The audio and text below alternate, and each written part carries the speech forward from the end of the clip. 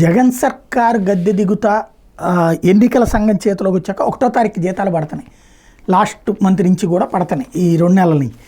అయితే ఇది ఒక ప్రాణం పోవడానికి కారణమైంది. క్షణికావేశంలో కన్నబిడ్డను కాల్చంపారు పోలీస్ కానిస్టేబుల్.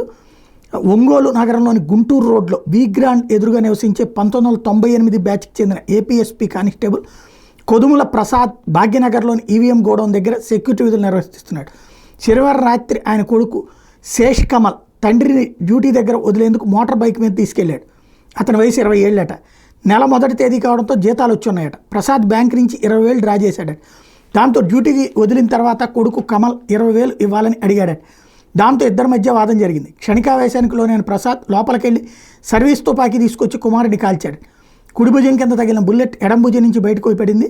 తీవ్ర గాయాల పాలైన కమల్ అక్కడికక్కడే మృతి చెందాడు. కమల్ డిగ్రీ దాకా చదివాడు. పోలీస్ కావాలని కళ్ళగన్నాడు. అయితే పోలీస్ తండ్రి చేతిలోనే మరణించడం అన్నటువంటిది సంచలనమైంది.